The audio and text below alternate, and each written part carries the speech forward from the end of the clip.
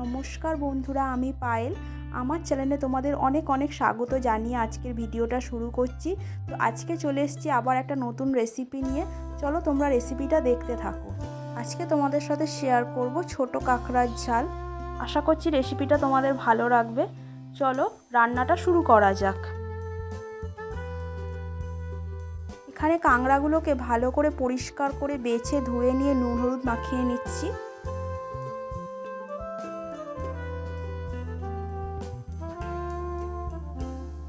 এখানে কড়াই আমি সর্ষের তেল দিয়ে দিলাম।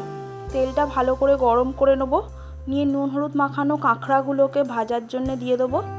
একটু লাল লাল করে ভেজে নেব কাঁকড়াগুলোকে।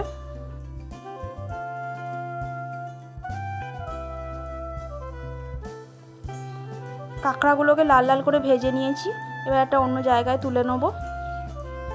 তোমরা কারা কারা কাঁকড়া খেতে ভালোবাসো অবশ্যই কমেন্ট করে জানিও। আমার কিন্তু খুবই খেতে ভালো লাগে কাঁকড়া। তোমাদের কেমন লাগে জানিও। এবার তেলের মধ্যে আমি চিড়ে রাখা কাঁচা লঙ্কা দিয়ে দিলাম একটা, রসুন বাটা দিলাম,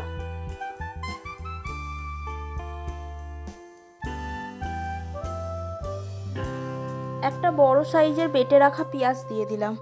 দিয়ে ভালো করে লাল লাল করে ভেজে নেব।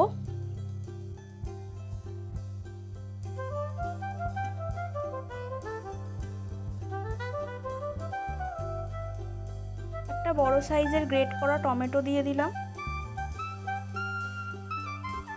1 চামচ আদা বাটা দিয়ে দিলাম। দিয়ে ভালো করে এটাকে মিক্স করে নেব। স্বাদ মতো নুন দিলাম। 1 চামচ হলুদ গুঁড়ো দিলাম। কাঁকড়া বাছার সময় আমি কাঁকড়ার ঘিগুলোকে আলাদা রেখে দিয়েছিলাম, ওই ঘিটা দিয়ে দিলাম। দিয়ে ভালো করে কষিয়ে নেব মশলার সাথে।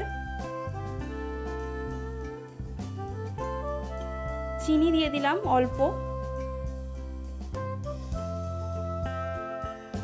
কাশ্মীরি লঙ্কার গুঁড়ো দিলাম, শুকনো লঙ্কার গুঁড়ো দিলাম। দিয়ে ভালো করে মশলাটাকে কষিয়ে নেব। এখানে আমার মশলাটা কষানো হয়ে গেছে। এবার কিছুটা পরিমাণ জল দিয়ে দিলাম।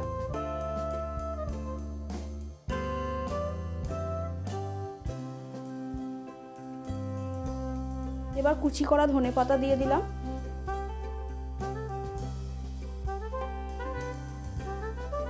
এবার ভেজে রাখা কাঁকড়াগুলো দিয়ে দিলাম। দিয়ে মশলাটার সাথে আবার ভালো করে কষিয়ে নেব।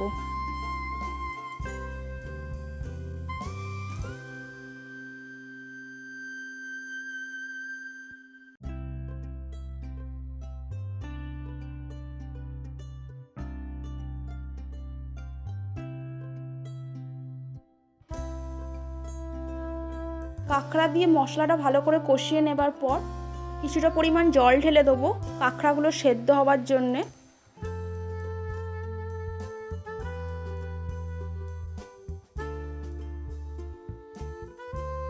এখানে গ্রেভিটা ফুটে গেছে, কাঁকড়াগুলো অল্প অল্প সেদ্ধ হয়ে এসছে।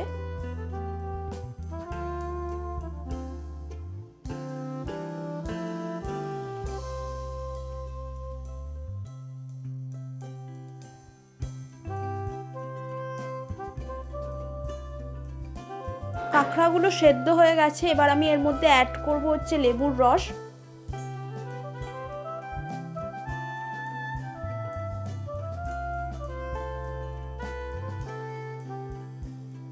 আমি এখানে 1 চামচ সর্ষের তেল দিয়ে দিলাম। আমার কাঁকড়ার ঝাল একদম রেডি হয়ে গেছে। তো এবার এটাকে একটা অন্য জায়গায় ঢেলে নেব।